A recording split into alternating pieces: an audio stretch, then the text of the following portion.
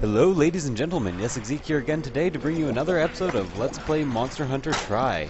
Now I'm going to do a quest today that I probably shouldn't be doing, and that is because I just ate at the Feline Foodie and I got like the best set of skills ever. I got Moxie, which instead of fainting I will be revived a tiny bit. Super Carver prevents knockback while carving, and Defender High, which often decreases damage taken. So I'm going to do a quest that I wasn't going to do until I had finished getting the Royal Ludroth armor. So I'm going to talk to her now and move on to quest level 3, leading the charge. So this is a Barroth. And believe it or not, I have a really hard time with Barroth, like harder time than I have with many other monsters later on in the game. And I've beaten this game, so for some reason I just find Barroth super difficult, which is why I want all these advantages going into the fight. Hopefully I'm at least half decent at using the switch axe, A, because I just got a switch axe by the way, and B, what's the other thing? Am very lucky and remember how to beat this fight. So Plunger is important because he can cover you in mud and that really slows you down. I don't think he ever runs away to the deserted area, so I'm not going to take the cool drink or the hot drink. They always give you enough of those before quests anyways. Unfortunately, I didn't stock up on potions properly, so, I might just die. Could happen. So what advantages do my armor give me? Let's see, what do we have on our side here? We have Defender High, which is very important. Moxie, very important as well. We have Attack Up Small from our armor. That's actually really nice. Half stun duration and gluttony, which are all very good. So we have quite a few advantages on our side. I'm gonna move on, see if I can do this, see if this is enough of an advantage to give us the win. Unfortunately, our switch axe doesn't have much sharpness, and this is a very heavily armored enemy. So the first time you fight the Barroth? Uh-oh, which one is it again? Those are two different monsters. Barroth. Then, the first time you fight the Barroth, he appears in Area 3. Man, just start being able not to talk there. Where garbled much is. Listen me, would you like to? So you get this lovely intro cinematic. This doesn't happen. You can always go back and watch it. He's actually weak to different things at different times. When he rolls in the mud, he's actually weak to water. But after you knock the mud off of him, he becomes weak to fire and dragon, I think? So that's an interesting little bit of trivia there. I'm completely unsure if it's actually true. You can always check all this on the Monster Hunter Wikipedia. Monster Wikipedia, whatever they call themselves. See how close. So apparently when I start with the here's what I was talking about with the Plunger. So as you can see, I am completely used to now Plunger is a bit of that. It's important to wait until he's charging, because if you don't, he will attack you while you're using the Plunger, and while you do this stupid the character can do every time you use a Plunger.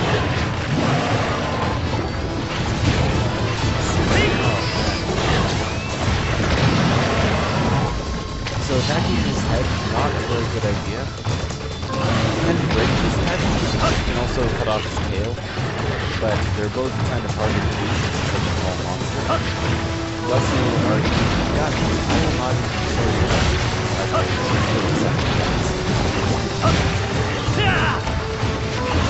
very important to keep going, keep doing range. It never stands still in this fight. He does a lot of damage, especially early in the game when you're not until my weapon power, so I'm going to run away a bit. I had a bit of a sketchy start. Another thing I've forgotten to do is it's kind of important to paintball him because he burrows underground and runs away. He doesn't just run into the next area all the time. So when I go back, I'm going to do that. Put my paintballs now. Man, we were really good at sharpening axes without ever touching the blade. Super good. Yeah, so sometimes he'll escape underground and just go wherever. It doesn't burrow underground during combat, because a lot of monsters do, well, not a lot, but enough to annoy the player. So the interesting thing about switch axe, that is keeping it in axe form. If you notice that bar under my weapon buttons, I can press R1 and change it into an actual sword, which is considerably stronger. That lasts quite a while and will recharge over time once you switch it back to axe. Or whenever you use items as far as it.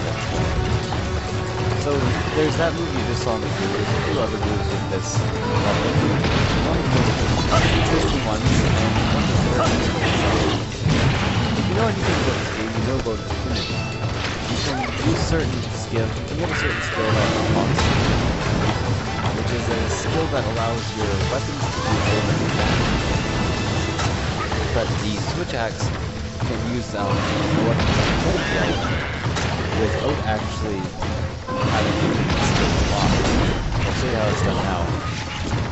It's a bit counterintuitive, really. You switch to sword, and then you have one specific move where you just tap the plus button over and over again. I'm going to wait for the game position to make it focus.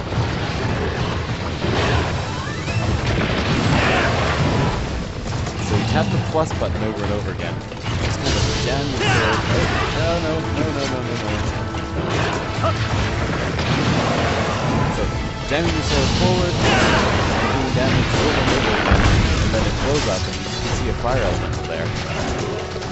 Unfortunately I didn't hit it. I'm not an easy monster. Or with that specific. Stupid word. Bad Yessik. Jesus Christ! I hate this monster. Maybe my least favorite monster, but his armor is really good. Like, not for average missions, but there's a lot of missions you can get accurate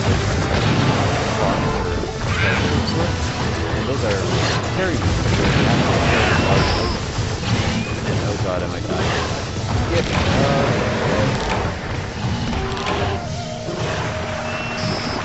I thought he was supposed to be out coming because I had launched him. That asshole.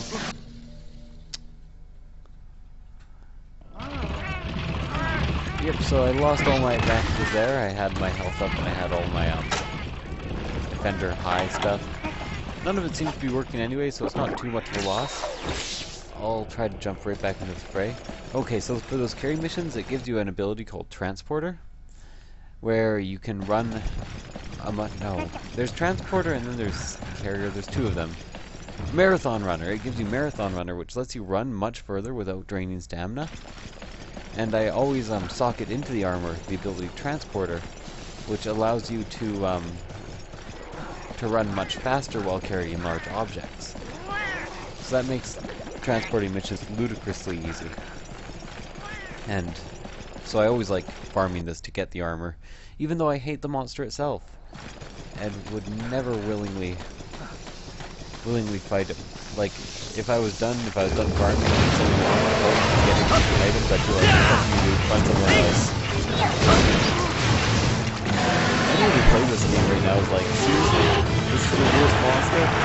That's like the third monster in the game? Yes, fuck you guys. This thing is awful. So I'm just gonna try not to waste an extra cleanser here and just kind of get out. If you're playing with teammates, you can get them to run up and kill you. And you can get them to red button, or not the red button again. And then have to take the question, you're gonna have to carry this. No one wants to carry this. So I'm gonna switch this to sword mode.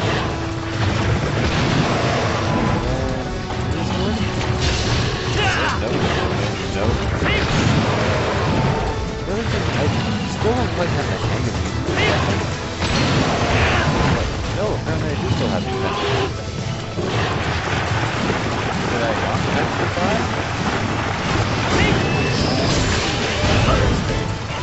Okay, so now's the time. Yeah, you know, it blows up. takes away about half the charge on my weapon being used for the sword. So we can play around with that and run away. Now's a good time to heal. I don't even know if I'm anywhere near beating this monster right away. So you have two secondary objectives in this round. One is to get him to knock over 2 anthills, which it really depends on where he goes, whether or not you can get him to do that. Because, like, in this area, there are no anthills. So it's really hard to get him to knock over. So it's entirely luck whether or not you get that. And the other is to knock off his tail, which I should be trying to do, but I'm finding myself kind of underpowered. I've never been great at this game. So I'm just going to try to not focus on the tail. Yeah, my defender's still working for some reason. That's a very nice beat.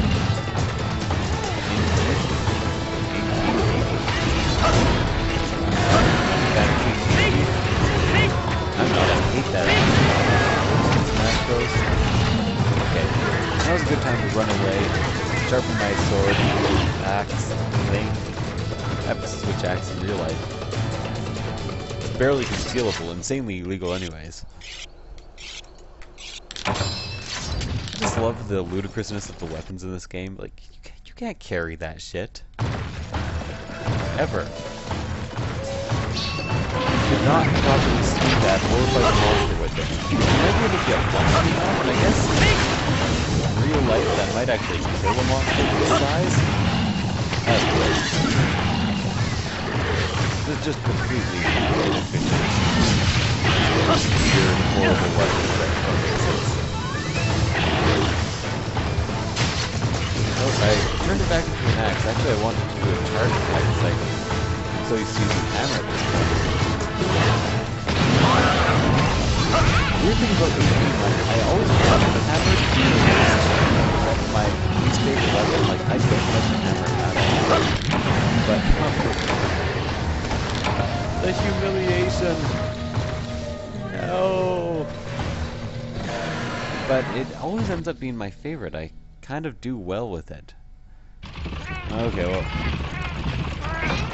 let's see if I can actually beat this thing, because if not, it's a waste of a Let's Play entirely. I'll probably post it anyways, just for the hell of it. I guess failure is kind of part of this game. So, let's see. So what's going on with my defender? Do I have, like, added defender from something else? Oh, apparently Moxie actually just keeps your cat skills up, which is kind of nice. I wasn't quite aware of how that worked before. So I still have defender, I still have all my advantages, except for my attack boost, which is gone. And I really should have healed before I entered this area, so I'm going to go ahead and do that. And by heal, of course, I mean sharpen my switch axe.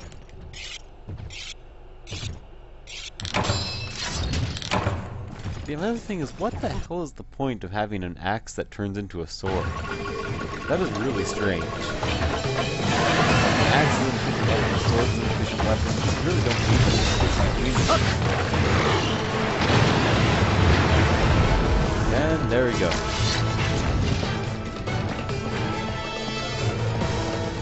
So if I die once more, I fail this mission. I think he might be down about halfway now in terms of health. So hopefully I can get a really good run or two in. Completely destroy. I hate it when he hangs out in the pool of mud. It often pops out and kills me. Yep, there we go. That's the thing I was talking about.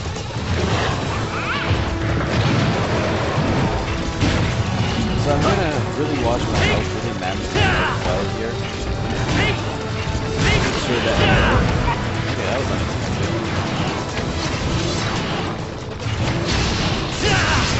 His ass here. No. Obviously what I was doing.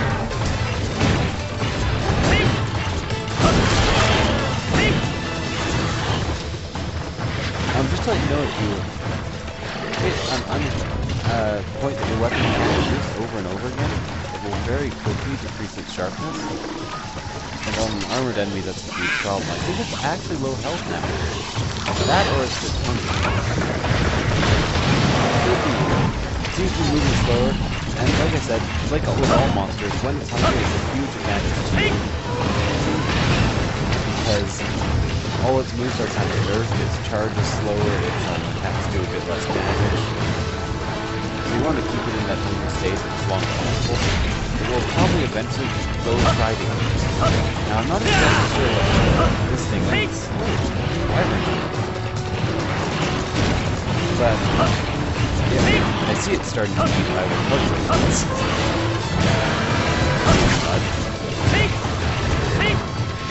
So it has different body parts as well. I would like to gather that wyvern here, but I'm not sure if I'm going to have a chance. We get wyvern here from knocking the mud off of it sometimes. So I would have taken lots of damage there, but fortunately my defender kicked in, and really I'd like to use this area now. I think I was under against first. Didn't know if I would or not. Use this area, get my weapon sharpened up, get healed up, just kind of run in here for a final confrontation. Excellent panic dive there. Panic dives are useful. They can stop you from getting flashed later on in the game.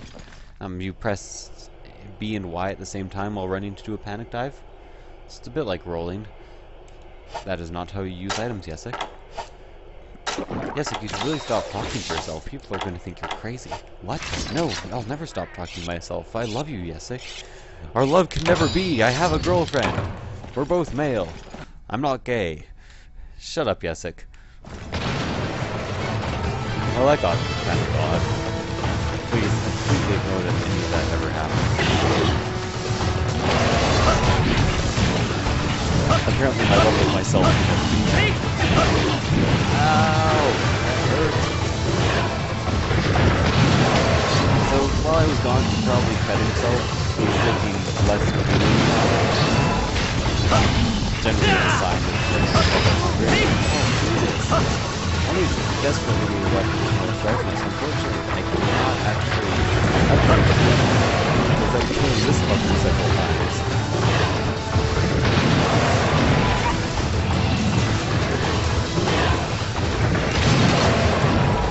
He's actually enraged now. So that's good.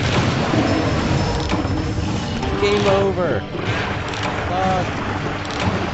Okay, to be fair, I was being really stupid there. When monsters are enraged, they tend to do a lot more damage and they tend to charge around a lot. Depends which monster. But I decided to stop in the middle of battle and sharpen my weapon. Well, there we go. That was my first attempt at Barroth in this version of the Let's Play, I guess. For some reason, I just really suck at fighting the Barroth. Anyways, thank you guys for watching, and I hope I'll see you guys next time, even though I really suck. Can't find my mouse, so I can't stop the recording. Oh yeah.